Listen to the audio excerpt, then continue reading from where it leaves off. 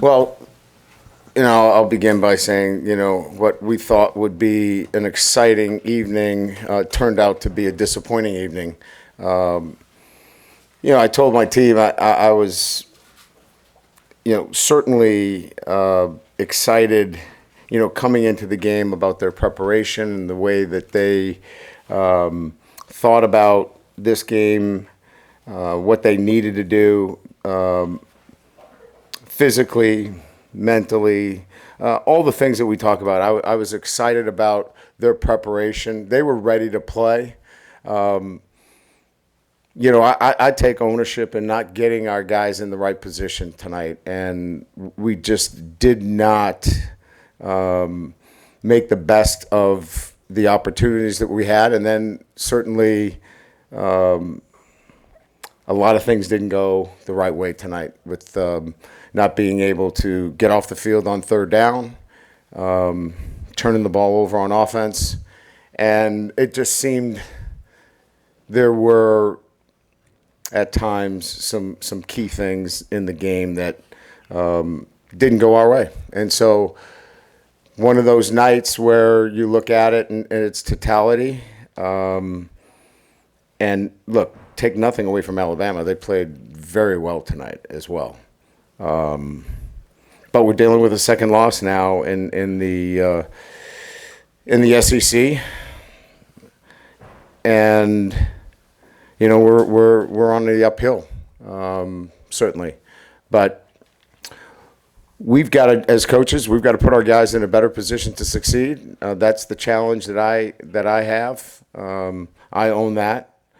And we've got to play cleaner football, and we've got to get off the field. Certainly, those are the two big takeaways for me in terms of the game itself, and then certainly, some of the untimely things that happened during the game that were critical. That really, put us back relative to, the game itself, whether they were untimely penalties or, third down conversions. They all impacted the game and the eventual outcome. So with that, we'll open it up to questions. Like you spent a lot of the second half talking to Blake, just talking to him on the sideline, trying to figure some things out, I guess. Is that what you were doing? Were you able to come up with any answers? Yeah, again, look, if you're watching the game, you're like, what did these guys do for 2 weeks? Like, we have a scheme to stop the quarterback. We did not get that done. So I take responsibility for it.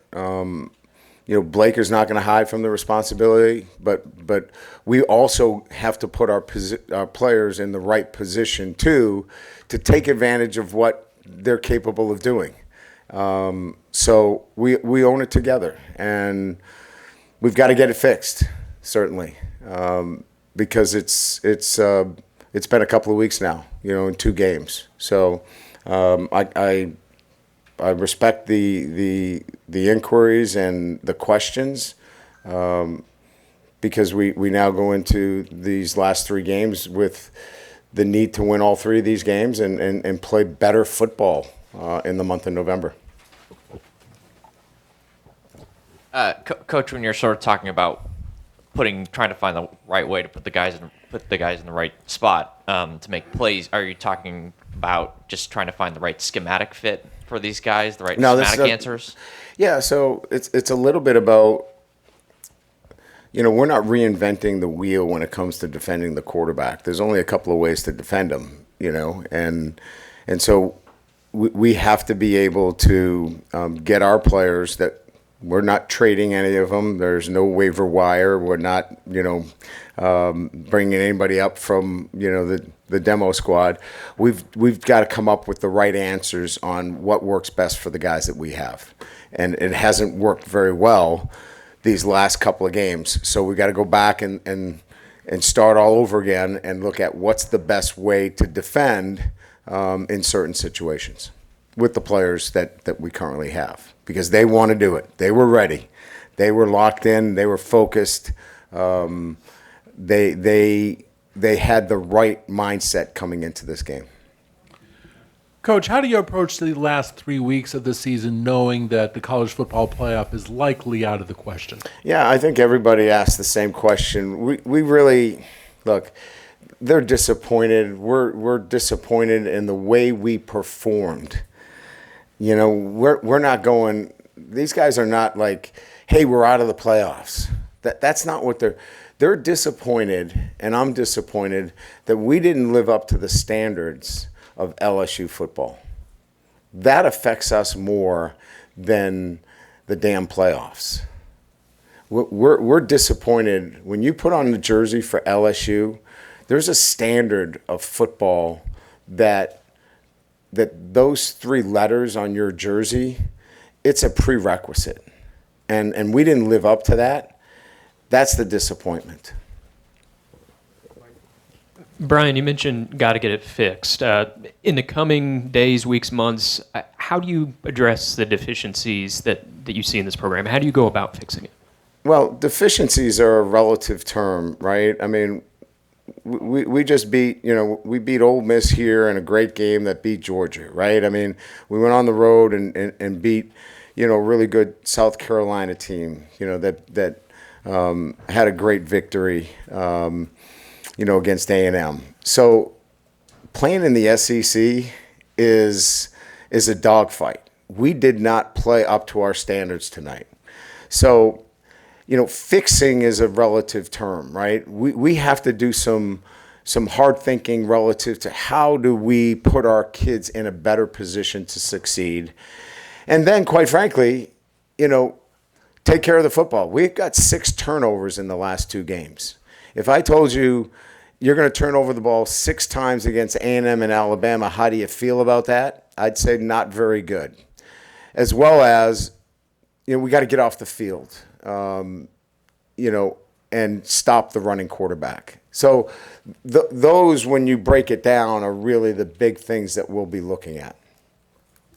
In the back.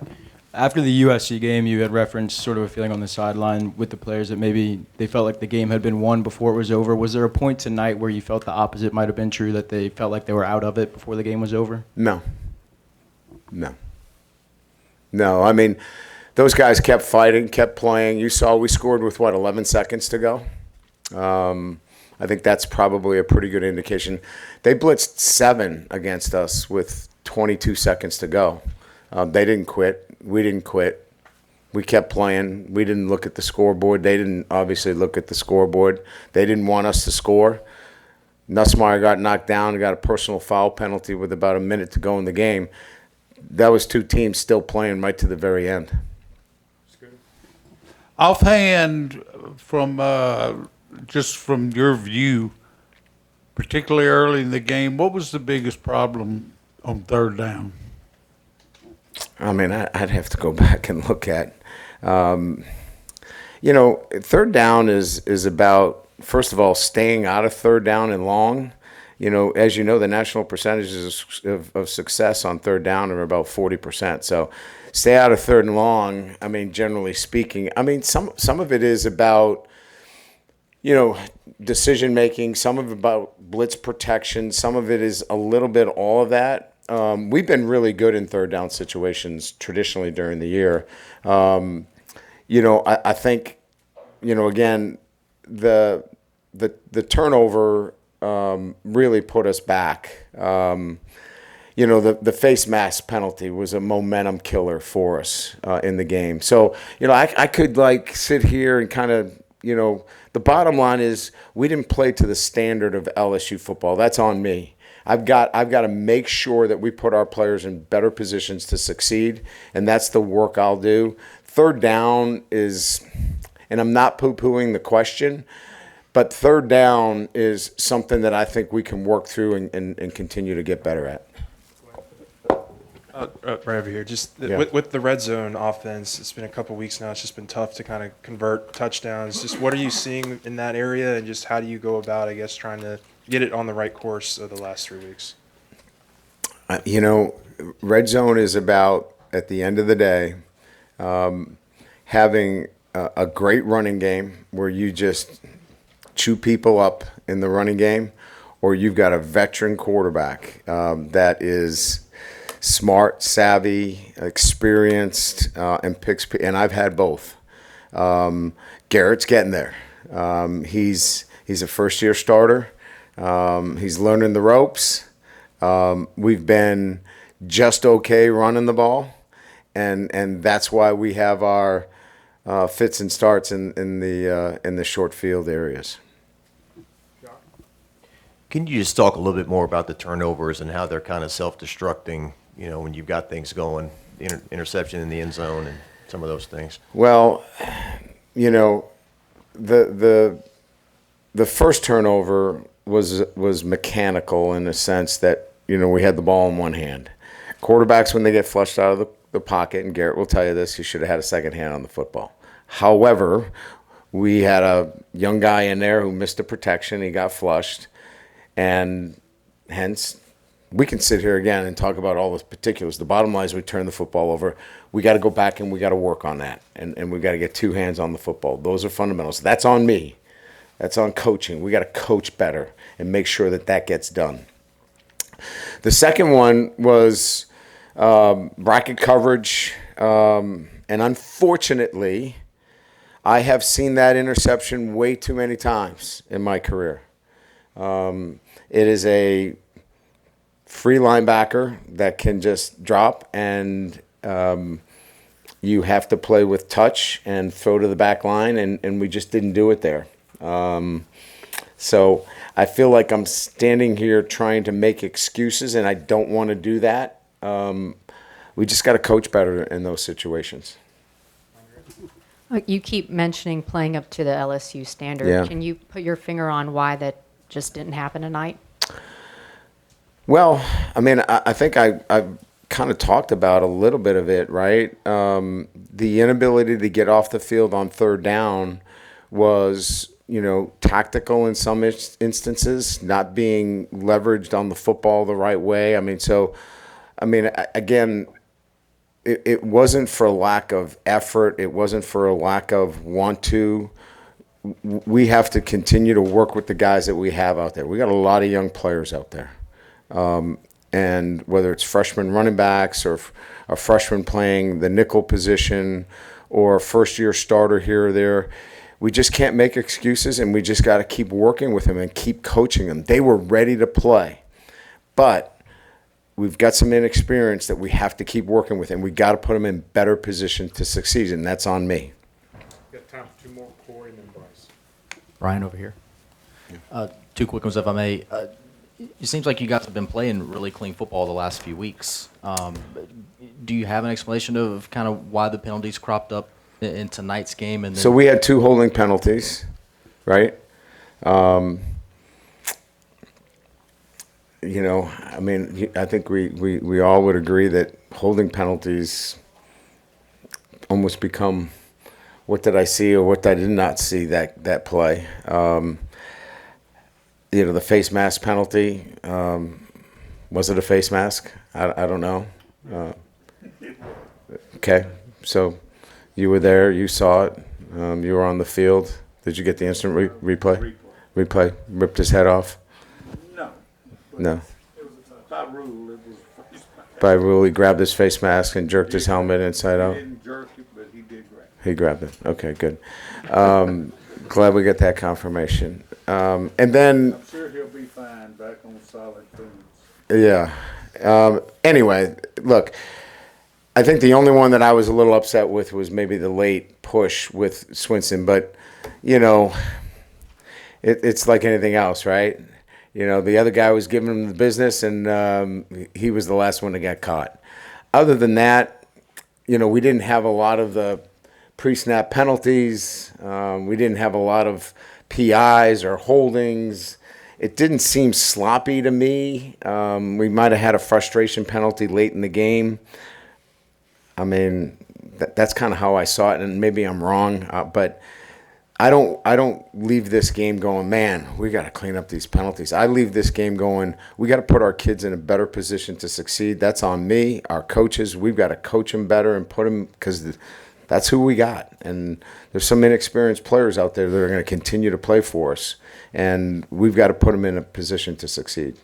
And then real quick, I just wanted to get your thoughts on, there was some debris thrown on the field tonight. Just, what would you say to Look, if I was in the stands, I wouldn't be happy. I'm not advocating that you throw anything on the field, but I think it's like any other venue. I think you should use good judgment, but I wouldn't be happy if I was watching us play either. I wasn't pleased with the way I coached or played either. Right here, Coach. We've seen at time your teams be able to kind of pull back on that rope when things start to snowball. The South Carolina game being an example. How fine is that line? Really being able to. Well, you saw it. I mean, we're back in the ball game if we score on the 1 yard line or the 3 yard line. I mean, that's the margin, right? We drive it all the way down to the goal line. We're poised to make this a 1-score game, and you got a ball game. We can't overcome the myriad of things that didn't go the right way tonight. And that's just the reality of it, right? And a lot of that falls on my shoulders, that I've got to do a better job. And then our players have got to learn from, these situations that we can't put ourselves in them or we can't overcome it. And unfortunately, they were untimely. And that was a really good football team. And if you keep doing that, and I've said this to our team, you're living on borrowed time when you keep putting yourself in those tough positions. And tonight, the dam broke. When we kept putting ourselves in those tough positions, the dam finally broke. Thank you. 40 something.